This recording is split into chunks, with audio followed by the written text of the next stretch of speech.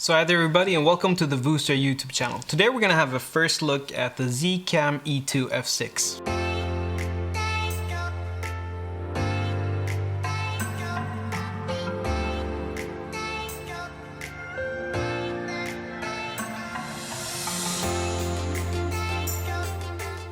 So we're having a look at the Z-Cam E2-F6, and this is a brand new camera from Z-Cam, which is a Chinese maker that makes true cinema cameras for us filmmakers.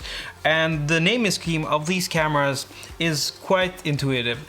The F in F6 stands for full frame and the 6 stands for 6K. Now they do have a version called the S6, and that stands for Super 35mm sensor, and the 6K one. And they also have one coming up called the F8, which is a full frame sensor with an 8K sensor. Now personally I feel that as of right now 6K is more or less the sweet spot of where I would like to have a camera. So this is basically the perfect cinema camera when it comes to sensor size and megapixel count. So the Z-Cam E2 cameras come in this very cubical type of form. Now you can see here that I have this camera with accessories. I have the small rig cage on, I do have a small rig handle, and I also have another handle from Portkeys. This is the key grip that I have made a review of before. I also am using the Tilta Nucleus Nano with this system.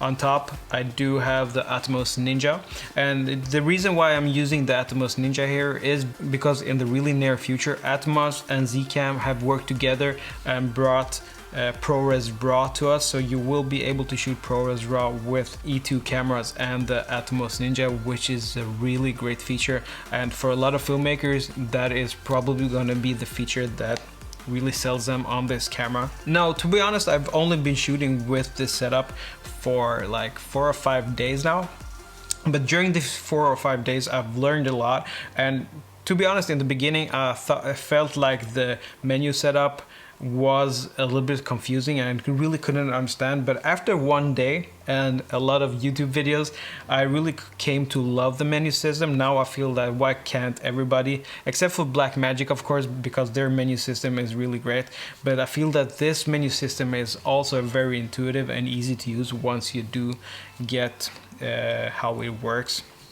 You also have a few buttons here on the left side on the F6. I know that the normal E2 has the custom buttons on the other side, but it doesn't matter. You have a few buttons that you can customize to basically whatever you want. One thing to think about when it comes to these cameras, the E2 cameras, is that most of your ports are gonna be on the rear of the camera. Here you have the NPF plate that where you can put NPF style batteries, and that's a big plus because these batteries come in different sizes. They are quite cheap and you can get a lot of them, so for battery life that is a really cool thing.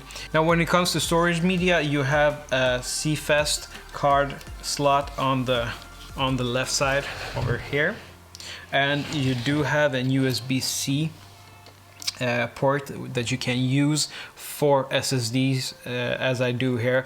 So I'm using the match pack for the Blackmagic Pocket 6K here, but it works perfectly with the F6 from Z-Cam as well. So perfect combo there. You can use both SSDs and CFS cards, and that's a really nice thing for those people who want to have a little bit of cheaper options when it comes to storage. Another thing that Z-Cam are really good at is that they have an antenna that you get with the camera that you can screw in on the behind, and that antenna will let you use your phone as a monitor if you want to do that. Now me personally, because I'm looking forward to the Apple ProRes RAW, I will be using the Atmos Ninja V with this setup, and so that's why I'm not really into using your phone as a monitor. But the feature is there, and if you want to have like be able to shoot remotely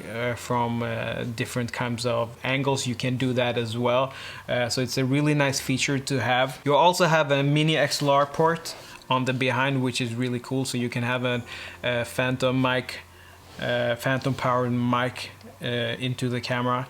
You also have a 3.5mm jack on the right side of the camera. That's a little bit obstructed now from the handle that I have here, but it is there for the people who really want to. Now, because this is a first look of this camera, we won't get through all the features in the camera, but we will talk about the things that probably is most important to most people, and that's the image quality. And to be honest, I didn't really know what to expect. I had watched some reviews online before I started shooting on it, and I was very positively surprised when seeing the footage on my 5K iMac. It has a really organic look to the footage, and it's the Z-Log files that come from it grade so nice. And if you really don't want to grade, you can just put the Arri Z-Log LUT on it and it will look fine from the beginning. So the image quality looks really great, and it doesn't matter if you shoot in 6K, if you shoot in 4K, or if you shoot in 4K 120. Looks great in all those different styles. So that was a really positive thing that I really wasn't surprising. Now, I haven't shot in all the different flavors. Mostly I shot in 4K where I used the whole sensor. I also shot in 6K, and those both of those look really great.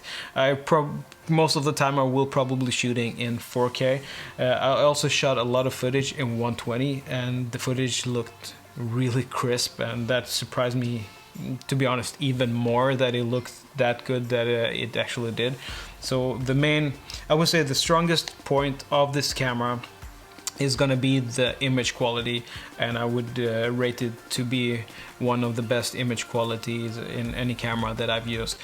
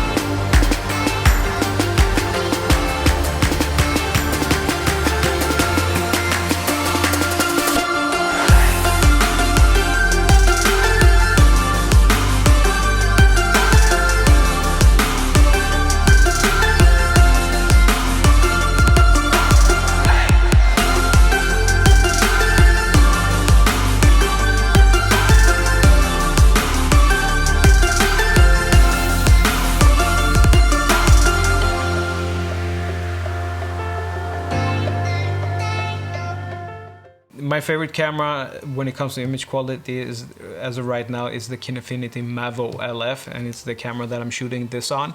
And honestly, I don't know if I can see the difference in image quality between this camera and the Kinefinity Mavo LF, and that camera is 3 times more expensive than this camera. So image quality is really, really nice. Now, there are some things lacking here on this camera. For some people, these things are gonna be deal breakers. For some people, they won't even think about those things. One is that it lacks SDI, so if you want to have monitors really far away, that could be an issue for you here if you don't go wirelessly. So it lacks SDI.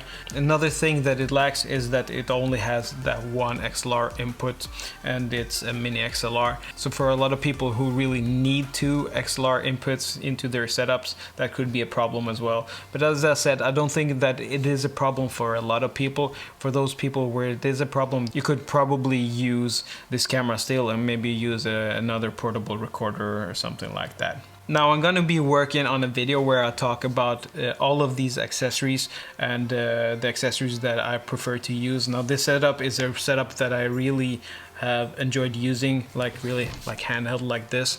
I would probably prefer to have a top handle between the monitor and the camera, because so I could use something like an easy rig as well, because even though this is quite a small setup, using this a whole day can be quite tiring for the back. So maybe a top handle here as well. When it comes to accessories, I am working on another video where I talk more about the accessories, but in this video I would like to talk about the the key handle from port keys, and this is an accessory that lets you control the camera settings directly just by putting on one cable, and it lets you control the shutter speed, the aperture, and the ISO in different ways. You can also start and stop your recording, which is really nice. And if you are a user of the Tilt and Nano, you can use the Tilt and Nano or the key grip to control that as well. So that's a really cool thing. So while I was shooting, I started really dependent on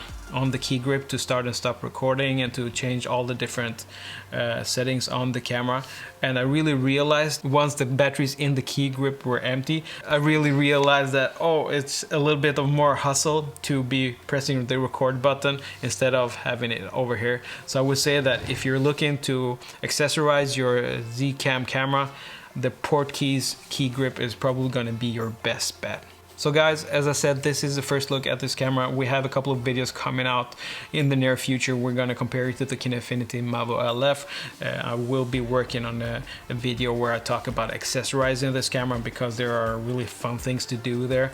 And yeah, so a lot of videos coming up, so don't forget to subscribe to our channel for those videos. So if you have any questions for us, feel free to leave them in the comments, and until the next time, see you soon and bye bye.